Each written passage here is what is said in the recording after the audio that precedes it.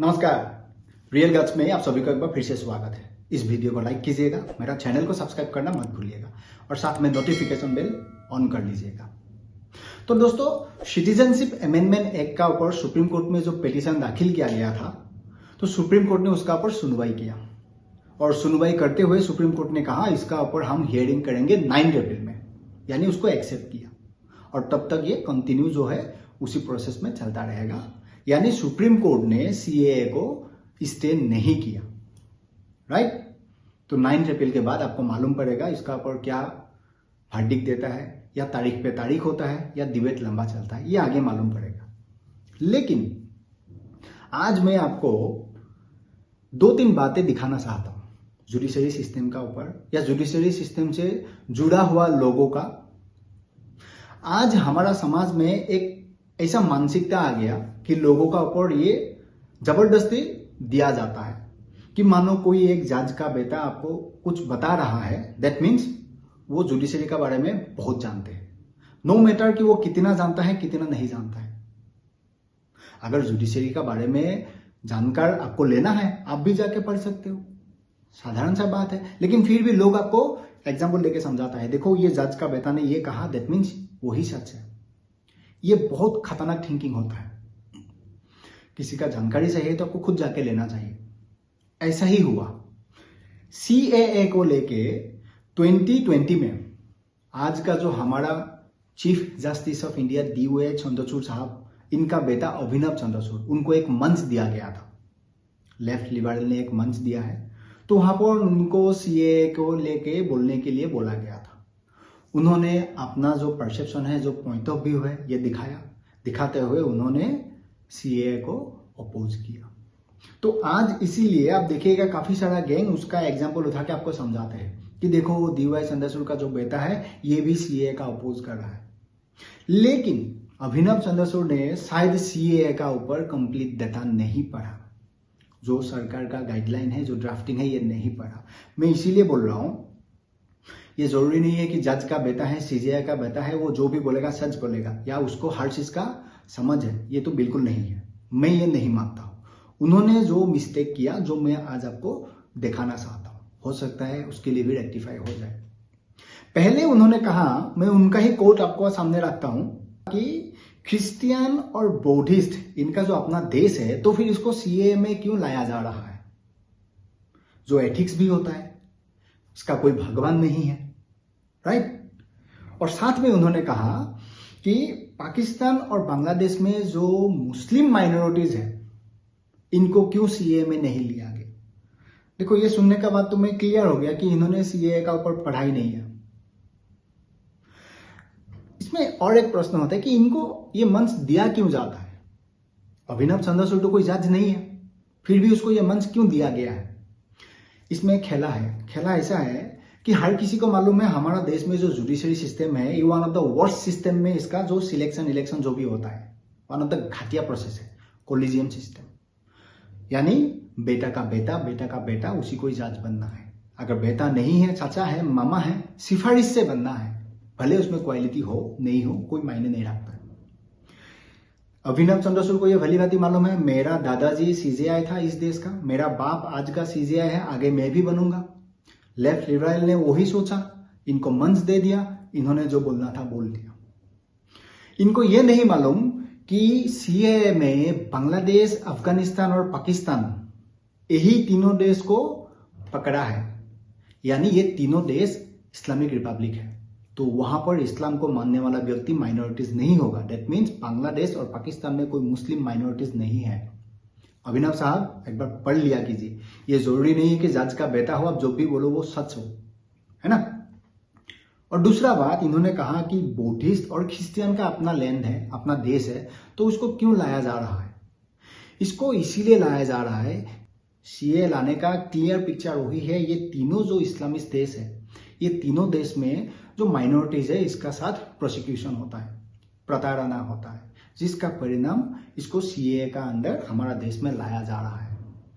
अगर कोई क्रिश्चियन या बौद्धिस्ट चाहे कि उनको हमारा देश नहीं आना है, अपना ही बौद्धिस्ट जो कंट्री है, तिब्बत है, भूटान है, या क्रिश्चियन यूरोप जाए या अमेरिका जाए, वो जा सकता है, भारत सरकार ने सीए में ये नहीं कहा है कि सीए में बौद्धिस्ट और क्रिश्चियन दूसरा देश नहीं जा सकता, हमारा देश ही आएगा, ये किसी ने नहीं कहा।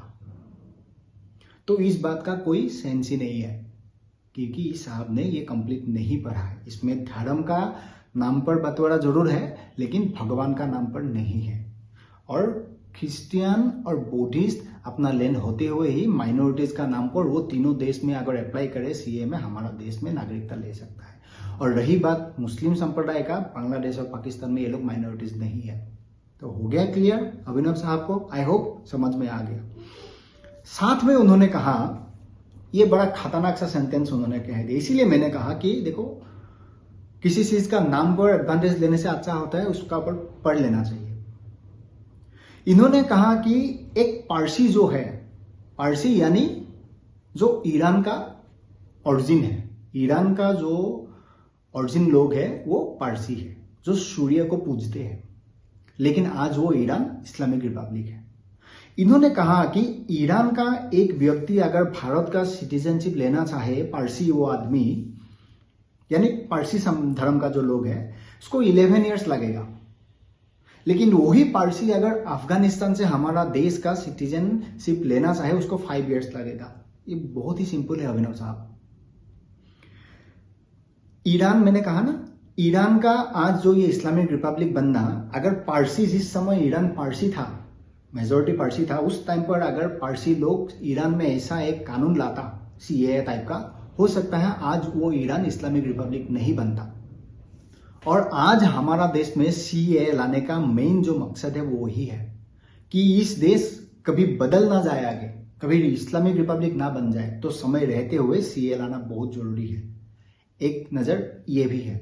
और फिर आपका बात का जवाब देता हूं मैं।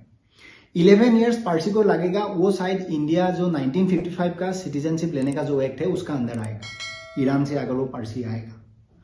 और सीएए जो है ये स्पेशली ये तीनों देश का नाम मेंशन किया हुआ है, बांग्लादेश, पाकिस्तान, अफगानिस्तान में फिर से बोल रहा हूं, यहां से पारसी ही नहीं, जो नॉन इस्लामिस्ट लोग हैं, ये जो भी आएगा उसको 5 इयर्स ही लगेगा, जो आप बोल रहा है, क्योंकि ये सीएए का अंदर आता है। उसमें कोई ऐसा नहीं है कि पारसी का एक देश ईरान है, वो पारसी अफगानिस्तान से आएगा अलग, जी नहीं, क्योंकि सीएए में 3 देश को ही रखा गया है। कोई भी संप्रदाय में हो, कोई भी धर्म का लोग हो, सिवाय मुस्लिम, बाकी धर्म का लोगों के लिए वही प्रावधान है। ये पार्टिकुलर कोई पारसी के लिए नहीं है। मुझे तो इस बात का कोई सेंस दिखाई नहीं दे रहा है, आप इतने पढ़े लिखे आदमी होकर ये कंप्लीट क्यों नहीं पढ़ा? ये गलत ही आपने बता दिया। इसमें 11 इयर्स और 5 इयर्स का प्रावधान वही है। आई होप आपको समझ में आया, राइट? लेकिन एक बात तो यहां कहना जरूरी है, क्योंकि सीजीआई का बेटा है, इसको मंच दे दिया गया है, इसीलिए सीए का ऊपर उन्होंने बता दिया। आज लोग उसका ऊपर भी धोल पीट रहे हैं, देखो वो सीजीआई का बेटा ने ऐसा बोल दिया, यार मोदी ने जो लाया बिल्कुल गलत है।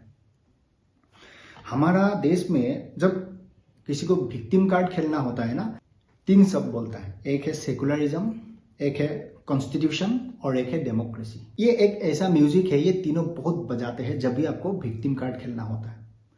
लेकिन हमारा देश का जो कॉन्स्टिट्यूशन ओरिजिनली सेकुलरिज्म था क्या? नहीं था। मान लिया इंदिरा गांधी ने अमेंडमेंट किया, सेकुलरिज्म और सोशलिस्ट शब्द को जोड़ दिया, जो आज हर भारतीय उसको मानते हैं। लेकिन इंदिरा गांधी ने उसको डाल दिया, अमेंडमेंट कर दिया कॉन्स्टिट्यूशन में, ये हर कोई मान रहा है। इनका विक्टिम कार्ड खेलने का ये एक गाना भी है। लेकिन अगर वही कॉन्स्टिट्यूशन में मौजूदा सरकार आर्टिकल 370 हटा दे, सीएए का बिल ला दे, तो ये नहीं मानते। ये तो डबल स्टैंडर्ड हो गया ना साहब। इसी को डबल स्टैंडर्ड कहते हैं शायद। मैं तो जज नहीं हूं, लेकिन समझ मुझ में जरूर है, क्योंकि मैंने सीएए का पूरा ड्राफ्टिंग पढ़ा है। ये जो डबल स्टैंडर्ड है, ये क्यों खेला जाता है? एक सरकार ने कह दिया कि आपका वो प्यारा है, आप उसको सपोर्ट करते हो, उन्होंने अमेंडमेंट कर दिया, वो बहुत बढ़िया, और कोई दूसरा ने कर दिया, ये वहां पर डेमोक्रेसी खत्म हो गया, कॉन्स्टिट्यूशन खत्म हो गया, सब कुछ बर्बाद हो गया। ये तो नहीं चलेगा। हमें देश का हिसाब से सोचना है। हमें कोई किसी जज का बेटा ने क्या कहा उसका ऊपर नहीं सोचना है। और मैं तो कहता हूं, आपको अगर सीएए का बारे में जानकारी चाहिए, सरकार का वेबसाइट है, वहां पर पूरा डेटा आपको मिल जाएगा, पीडीएफ फाइल है, डाउनलोड कर लो, आप पढ़ लो। अभिनव चंद्रचूड़ क्या कहते हैं, उससे क्या मतलब है? उससे क्या मतलब है? वो माने या नहीं माने क्या फर्क पड़ता है? वो नहीं मानने से थोड़ी ना सीए रुक जाएगा, नहीं रुकेगा ना।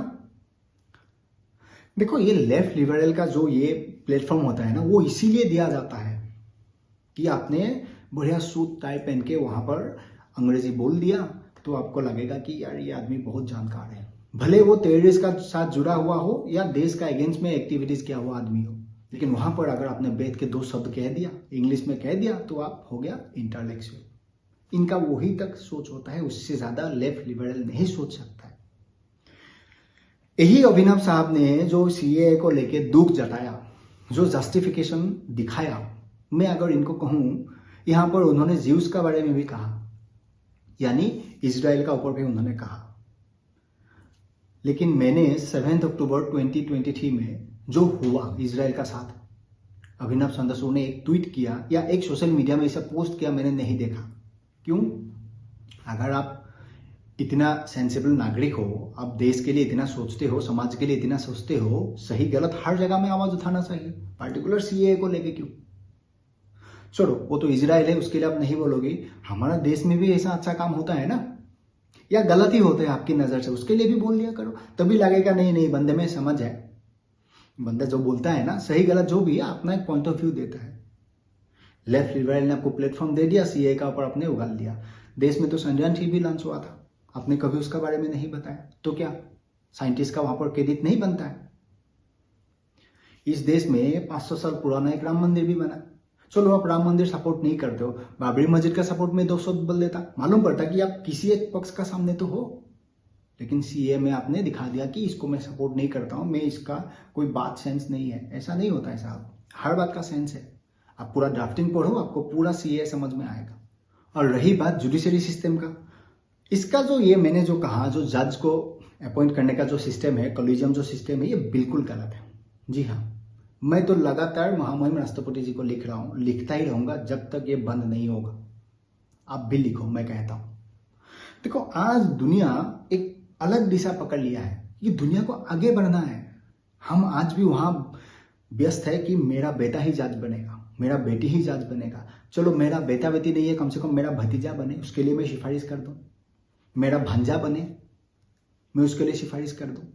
ये नहीं होगा, क्योंकि मैंने जो एनजेएससी एक्ट आया था उसका भी सपोर्ट किया था, सुप्रीम कोर्ट ने उसको सपोर्ट नहीं किया। इसीलिए नहीं किया क्योंकि पहला जो सीजीआई है उसका बेटा डीवाई चंद्रचूड़ है, यानी वाई भी चंद्रचूड़ का बेटा डीवाई चंद्रचूड़ है, डीवाई चंद्रचूड़ का बेटा अभिनव चंद्रचूड़ है, आगे उसको सीजीआई बनना है। इसीलिए ये कॉलेजियम सिस्टम चलता आ रहा है। ये गलत है, समाज के लिए बिल्कुल गलत है आज का दिन में।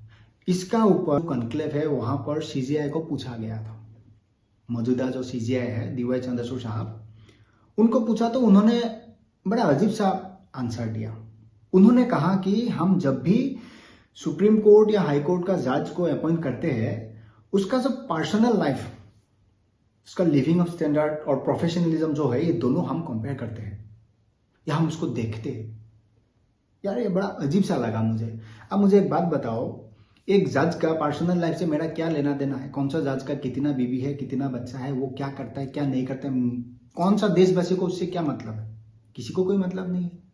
अगर वही सोच, मानो देश का आर्मी में आर्मी इंटरव्यू जिस टाइम होता है, वो अगर ऐसा सोच रखे, तब तो हो गया। फिर तब तो कोई नहीं जाएगा सियासी -25-30 में ड्यूटी करने के लिए, कोई आर्मी बनेगा ही नहीं।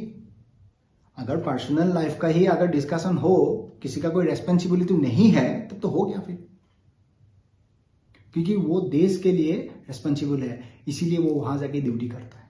तभी हम आप यहाँ बैठ के मजे से जी पाते हैं।